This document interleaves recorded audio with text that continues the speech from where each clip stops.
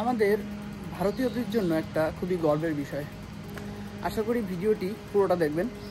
নমস্কার, আমি বিদ্যুৎ মজুমদার, আমি জাপানে থাকি।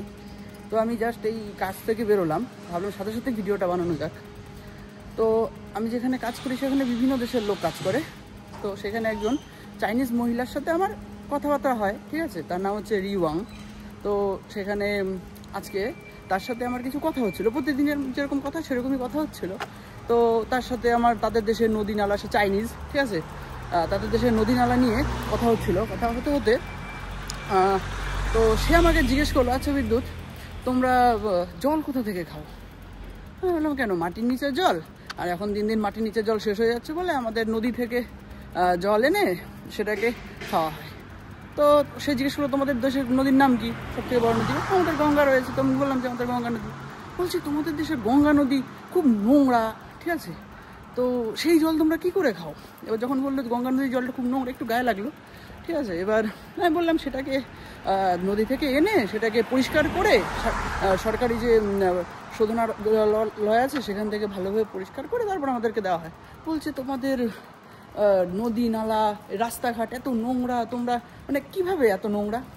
এইবার সবথেকে বেশি খারাপ লাগার কারণ হচ্ছে, তখন সেখানে ছিল আমাদের যে সুপারভাইজার জাপানিজ, তাকে আমি আমার দেশ নিয়ে অনেক সুন্দর সুন্দর কথা বলি, তার সাথেও আমার টুকটাক কথা হয়, মানে সম্পর্ক খুবই ভালো, যে আমাদের দেশে এই ভালো ওই ভালো, ঠিক আছে, আমাদের দেশ খুব সুন্দর, ঠিক আছে, একবার তুমি যেতে পারো আমাদের দেশটাকে দেখতে, সেটা কিন্তু খুবই সুন্দর।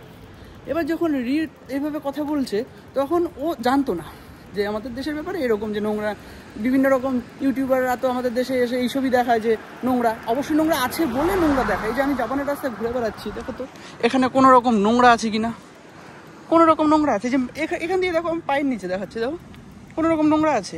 কোনো রকম নোংরা নেই।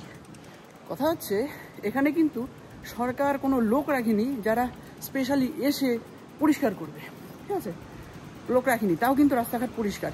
তো যখন এইভাবে বললো, ও বলছে তাই নাকি, ইন্ডিয়া এত নোংরা, তখন কিন্তু আমার খুব গায়ে লাগলো।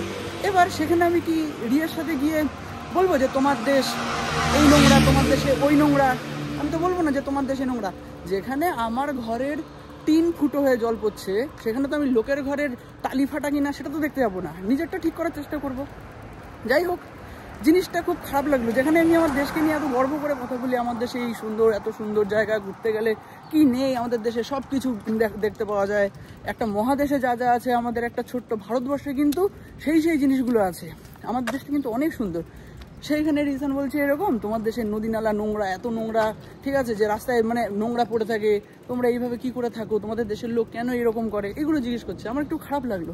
তো যাই হোক, আশা করি যারা ভিডিওটা দেখছেন একটু সতর্ক হন, একটু পরিষ্কার পরিচ্ছন্ন রাখুন। এখানেও কিন্তু মানে জাপানে কিন্তু কোনো মানে লোক সরকারিভাবে নেই পরিষ্কার করার, তাও কিন্তু এখানে নোংরা দেখতে পারবেন। দেখুন, এই একটা কনস্ট্রাকশন হচ্ছে এই জায়গাটায়, আপনি নোংরা দেখতে পারবেন। দেখুন তো, কোনো প্লাস্টিক বা কোনো লজেন্সের প্যাকেট বা কোনো পলিথিন, কোনো পাতা কিচ্ছু পড়ে আছে কিনা দেখুন তো, দেখতে পাচ্ছেন কিছু আছে? এখানে কিচ্ছু নেই। এটা এখানে বলে কথা না, এটা তো তার একটা শহরতলি বলা চলে। আপনি যান না, গ্রামে যান, গ্রামে গিয়েও পাবেন না। যেখানে লোক নেই, যে গ্রামের লোক নেই, সেই গ্রামেও কিন্তু আপনি প্লাস্টিক পাবেন না যে রাস্তার ধারে নোংরা পড়ে আছে। একটু চেষ্টা করুন পরিষ্কার রাখার, যাতে আমরা যারা বিদেশে থাকি তাদেরকে লোকে যেন এইভাবে বলতে না পারে। আপনি আমার কথা যদি খারাপ লেগে থাকে, একটু ইউটিউব সার্চ করে দেখুন যে বিদেশি ব্লগারগুলো যারা আমাদের দেশে আসে, তারা কি বলে আমাদের দেশটাকে নিয়ে। আমাদের দেশে যারা আসবে তারা যা দেখাবে, তারা সেইটাই তো বিদেশের বাইরে, মানে বাইরের দেশে ইউটিউবে তারা তো সেটাই দেখবে, সেটাই জানবে, সেটাই আমাদেরকে আবার রিপিট করে বলবে যে তোমাদের দেশটা কেন এরকম। জিনিসটা খারাপ লাগলো, তাই ভাবলাম যে সাথে সাথেই কাছ থেকে বেরিয়ে যে ভিডিওটা বানানো দরকার। আশা করি আপনারা একটু সতর্ক হবেন, আর বিশ্বের দরবারে আমাদের ইন্ডিয়ার নাম একটু মানে রসায়ন করবেন। যাই হোক, ভিডিওটা যদি আমার কথা যদি খারাপ লেগে থাকে মাফ করবেন আমাকে, হয়তো আমি ছোট ভুল করে কিছু বলে ফেলেছি, এইভাবে আপনারা আমাকে ক্ষমা করে দেবেন। আর যদি মনে হয় যে না, আমি কথাগুলো ঠিক বলেছি, তাহলে একটু সতর্ক হন, দেশটাকে একটু মানে সুন্দর করুন। আর এমন না যে বিদেশি লোকেদের কথা বাদ দিন, দেশে আপনারা থাকবেন, আপনারা যদি সেরকম নোংরার মধ্যে থাকেন তাহলে সেই জিনিসটাও তো খারাপ না। গঙ্গা নদীটা এতটা নোংরা, যেটাকে আমরা পুজো করি, তাই না? একটু সতর্ক হন। ধন্যবাদ, আর সবাইকে শুভ দীপাবলি। সবাই খুব আনন্দে পুজো কাটান। Bye bye.